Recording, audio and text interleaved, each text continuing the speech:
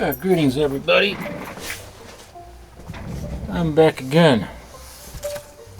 And seeing how it's Wednesday, I thought I'd do a video of the stuff I picked up today, including a comic book that cost me 150 bucks. And it's a modern comic, and just came out today. But before I do that, I got a couple of DVD packages, movie packs, that I wanted to share with you, because I just saw Queston Brownstar's video on the 50 movie pack that he had. This is a 50 movie pack sci-fi classics, with such classics as The Incredible Petrified World, Queen of the Amazons, The She-Gods of Shark Reef, Hercules Unchained with Steve Reeves. Oh man, White Pongo, The Wild Women of Wango, Prehistoric Women, The Phantom Planet. That was a good movie. But basically, about 90% of these movies are so bad, they're hilarious. So, if you're into bad B movies, check this out. You get 50 of them. And a friend of mine gave me this, so I don't know what it cost him, but he gave me this one. And another one is a 20 movie pack called Cult Classics. And just look at some of the titles on there. Terror of Tiny Town, which is all midgets. It's a western starring all midgets. It's pretty funny. Then, of course, we have Chained for Life, The Cocaine Fiends, Escort Girl, Marijuana Menace, Slaves in Bondage, Sex Madness, Test Tube Babies, The Wild and the Wicked. And a lot of these are from the 1930s, so it's kind of interesting to watch these. Some of these are sort of pseudo-documentary movies that they made. And it's very interesting to watch, if you're interested in the history of movie making back then. Oh, and there's another one called She Should Have Said No. Check it out, man.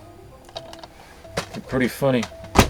And now, the comics that I picked up. Oh boy.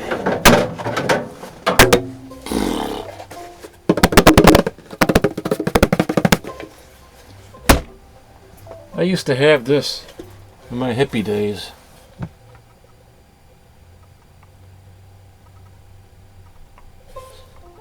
I think I even drew that. Anyway, thought Queston Brownstar might get a kick out of that. Okay, what I picked up. Simpsons comics, number 179. I always liked the Simpsons. There he is, Homer walking around with no clothes but a contaminated barrel wrapped around him. Then I got Kirby Genesis Zero. This is a limited to 750 copies. This particular alternate cover. Then Kirby Genesis number 1 with a Ryan Ryan Sook cover. And can you believe they got about, 12 different covers to this? It's just ridiculous, and they suckered me into some of them. Here's a cover by Kirby Genesis number 1 and a cover by Ryan Renaud, whom I never really heard of. Then there's a couple of connecting covers by Kurt Busiek and Alex Ross. And do I got these connected properly? I think I do.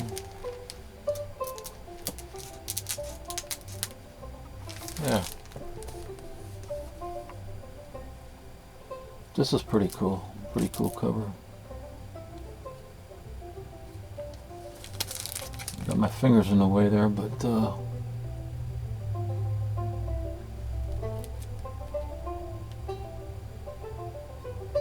Pretty awesome cover there. And another Alex Ross cover, another variant, Kirby Genesis. I haven't read anything yet, of course, I just picked these up.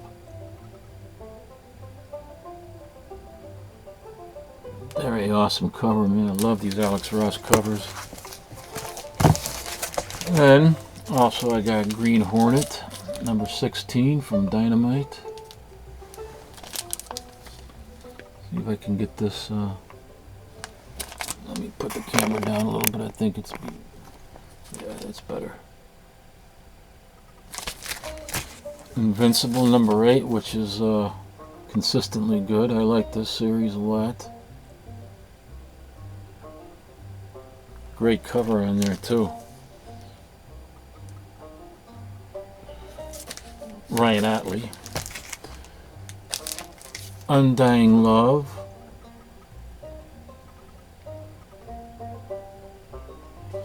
It's another, I think this is a vampire. Tales of Vampires, I'm pretty sure. And then I love these covers here. This is Dead Man and the Flying Graysons number 1, which is a Flashpoint tie-in.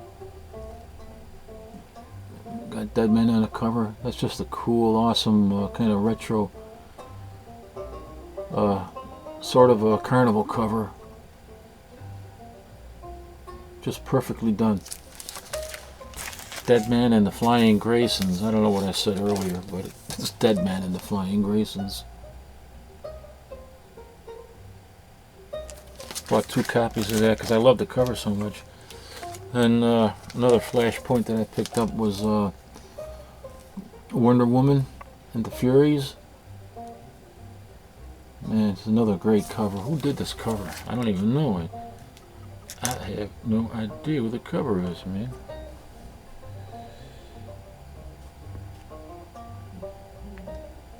I don't know. Should check that out. This is Superman Batman number 85.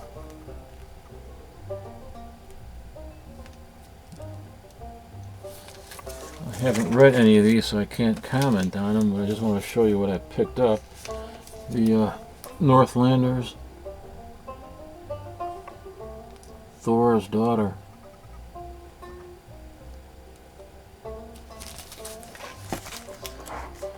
Batman number 711. And I don't like the idea that DC is going to reboot everything with number 1. I think it's a mistake myself. I realize that it's probably doing this because of it's makes financial sense for them. Maybe to draw in new readers and stuff like that, but you know, just tossing the history of their numbering system, and it's not like they've like no company hasn't done that before. Marvel does it all the time, you know.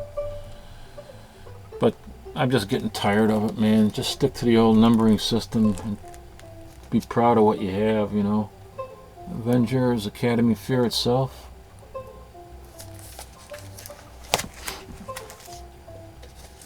Captain America Corps, 1 of 5, right?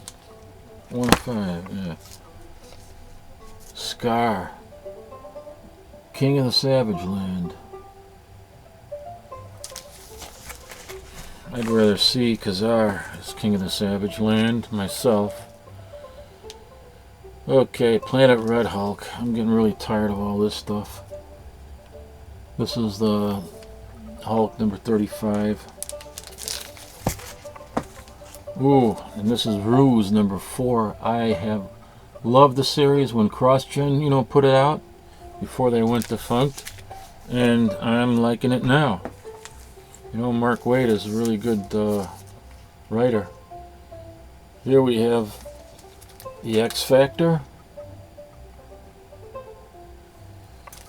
I think Peter David is writing that. And we have X-Men number 13. Uncanny X-Men number 5 '83.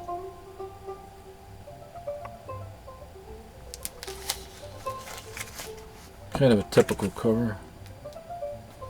The Invincible Iron Man, number 505, Fear Itself tie-in.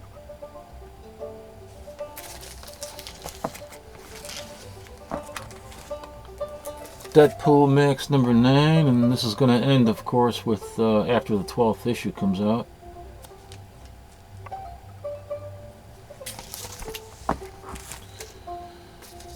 Avengers number 14, Fear Itself tie-in.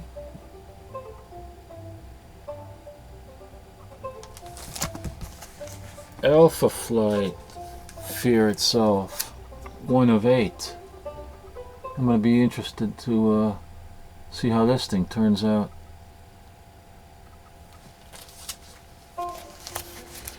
And that's what I picked up.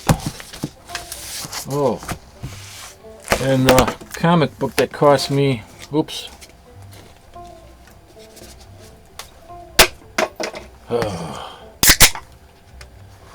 Comic book that cost me $150 with my discount is Fantastic Four number 588. And I don't know, maybe I'm stupid for having bought this, but this is it. It's signed by Stan Lee.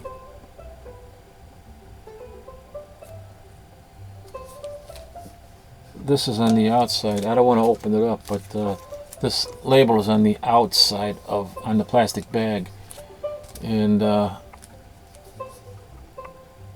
it's the final issue. I thought it might be a worthwhile investment considering Stan Lee's signature on it. And normally I wouldn't pick up books unless there's credits for writers and artists, and of course Stan Lee. The only credit he has inside this book, I believe, is that he is one of the creators.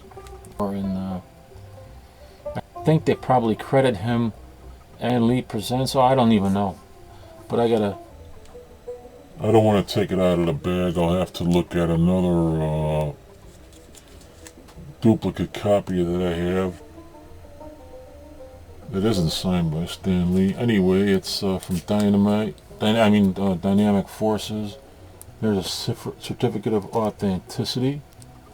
It's limited to only 60 copies. This is number 28 of only 60 that he signed. So I have a question though. I'm wondering if see this because they usually only grade signed comics when they witness the actual signature being done, and this has a certificate of authenticity with the seal on it by Dynamic Forces. So I'm wondering if they would, if I sent it in, if they would put this in the CGC signature series. I guess I'll have to contact them and find out, but if anybody else knows, just let me know. Save me the trouble of having to contact them and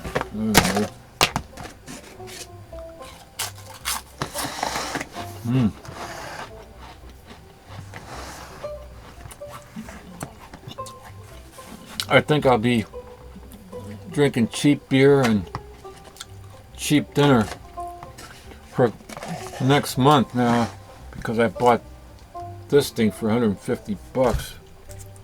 What idiot would pay $150 for a new comic book?